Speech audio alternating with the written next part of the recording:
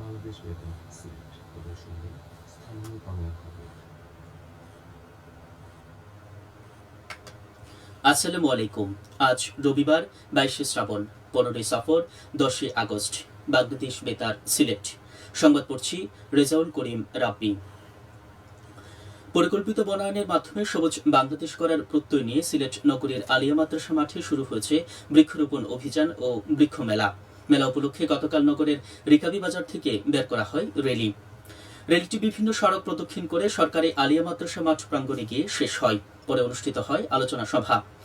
এ সময় সিলেট বিভাগীয় ও জেলা প্রশাসন, বন বিভাগের কর্মকর্তা, রাজনৈতিক নেতৃবৃন্দ, বিভিন্ন স্কুল কলেজের শিক্ষক শিক্ষার্থীরা উপস্থিত ছিলেন।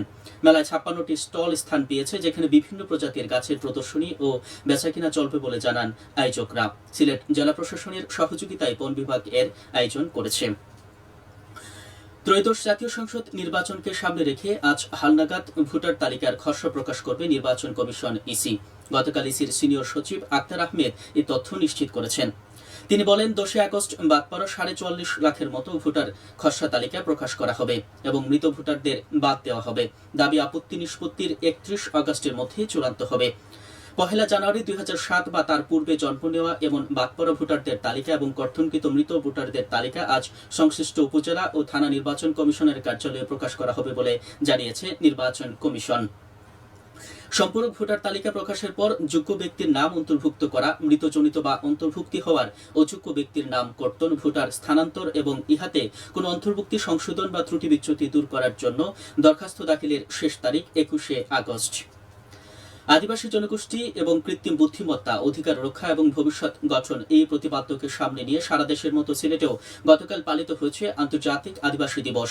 প্রতি বছর 9 আগস্ট জাতিসংঘের উদ্যোগে সারা বিশ্বে পালিত হয় দিবসটি। এই দিবসটি জনগোষ্ঠীর অধিকার রক্ষা এবং তাদের জীবন সংগ্রাম, সংস্কৃতি ও চ্যালেঞ্জ সম্পর্কে সমাজে সচেতনতা গড়ে তোলা। এই সচেতনতার বার্তা বহনের পাশাপাশি দিবসটি আদিবাসী জনগোষ্ঠীর ভাষা, ঐতিহ্য, সংস্কৃতি, পরিবেশ রক্ষায় তাদের অবদানের স্বীকৃতি হিসাবেও বিবেচিত। এম এ সাইফুর রহমান অডিটোরিয়ামে অনুষ্ঠিত হয়েছে আলোচনা সভা। এতে প্রধান অতিথি হিসেবে উপস্থিত ছিলেন জেলা প্রশাসক মোহাম্মদ ইসরাইল হোসেন। সভায় প্রশাসনের ঊর্ধ্বতন কর্মকর্তা, জনপ্রতিনিধি, আদিবাসী সম্প্রদায়ের নেতৃবর্গ, বিভিন্ন লোকজন উপস্থিত ছিলেন। জেলা আদিবাসী ফোরাম এর আয়োজন করে। জাতীয় জ্বালানি নিরাপত্তা দিবস ছিল গতকাল। জ্বালানি ব্যবহারের জনগণকে সচেতন করতে 2010 সাল থেকে সরকারিভাবে দিবসটি পালন করা হচ্ছে। দিবসটি পালনের মূল উদ্দেশ্য হল জ্বালানি সম্পদের পরিকল্পিত ব্যবহার নিশ্চিত করা, এছাড়া জ্বালানি সাশ্রয়ের গুরুত্ব সম্পর্কে জনগণকে সচেতন করা, জ্বালানি নিরাপত্তা বিষয়ে সরকারের গৃহীত পদক্ষেপগুলো সম্পর্কে জনসাধারণকে অবহিত করা, জ্বালানি খাতে দেশি বিদেশি বিনিয়োগকে আকর্ষণ করা এবং জ্বালানি খাতে নতুন নতুন প্রযুক্তি উদ্ভাবন ও ব্যবহারে উৎসাহিত করার দিবসটি পালনের লক্ষ্য। শহরের মেয়র চত্বর থেকে বের করা হয় জনসচেতনতামূলক শোভাযাত্রা। পরে বিদ্যুৎ উন্নয়ন বোর্ডের সভাকক্ষে অনুষ্ঠিত হয় আলোচনা সভা। এতে গ্যাস ও বিদ্যুৎ উন্নয়ন বোর্ডের ঊর্ধ্বতন কর্মকর্তাগণ উপস্থিত ছিলেন। পল্লী সঞ্চয় ব্যাংকের বিভাগীয় পর্যায়ে ব্যবস্থাপক সম্মেলন অনুষ্ঠিত হয়েছে গতকাল সিলেটে। এতে প্রধান অতিথির বক্তব্যে ব্যাংকের পরিচালক নুরে আলম তালুকদার বলেন, পল্লী সঞ্চয় ব্যাংক বাংলাদেশের গ্রামীণ জনগোষ্ঠীর কাছে আস্থা ও নির্ভরতার প্রতীক। গ্রামীণ ব্যাংকের মতো এই ব্যাংক একদিন গ্রামের মানুষের কাছে একটি ব্র্যান্ড হিসাবে পরিচিত পাবে। সম্মেলন শাখাসমূহের কার্যক্রম পরিচালনা, মতবিনিময় এবং করণীয় নির্ধারণের পাশাপাশি অংশগ্রহণকারীদের উদ্দেশ্যে দিক নির্দেশনামূলক বক্তব্য দেন তিনি। সম্মেলন 2024-25 অর্থ বছরের পারফরমেন্স মূল্যায়ন, 25-26 অর্থ বছরের ব্যবসায়িক পরিকল্পনা প্রণয়ন ও পুরস্কার বিতরণ করা হয়। এখন শুনুন কৃষি সংবাদ। 2025 ও 26 অর্থ বছরের বার্ষিক কর্মপরিকল্পনা প্রণয়ন বিষয়ক কর্মশালা অনুষ্ঠিত হয়েছে গতকাল মৌলভীবাজারে। শহরের একটি হোটেলে কৃষি সম্প্রসারণ অধিদপ্তরের অতিরিক্ত পরিচালক ডক্টর মোহাম্মদ মুনায়েমুর রহমানের সভাপতিত্বে অনুষ্ঠিত কর্মশালায় প্রধান অতিথি ছিলেন অধিদপ্তরের পরিচালক মোহাম্মদ হাবিবুল্লাহ। মূল প্রবন্ধ উপস্থাপন করেন প্রকল্প পরিচালক মোহাম্মদ রকিবউদ্দিন।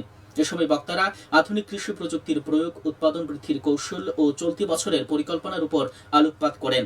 এতে সিলেট অঞ্চলের কৃষি বিভাগের জেলা উপজেলা পর্যায়ের ঊর্ধ্বতন কর্মকর্তা, নার্সারি মালিক, সাংবাদিক, কৃষক, কৃষানী সহ 232 জন ব্যক্তি উপস্থিত ছিলেন। কৃষি উন্নয়ন প্রকল্পের আওতায় জেলা কৃষি সম্প্রসারণ অধিদপ্তরের এর আয়োজন করে। সবশেষে আবহাওয়া।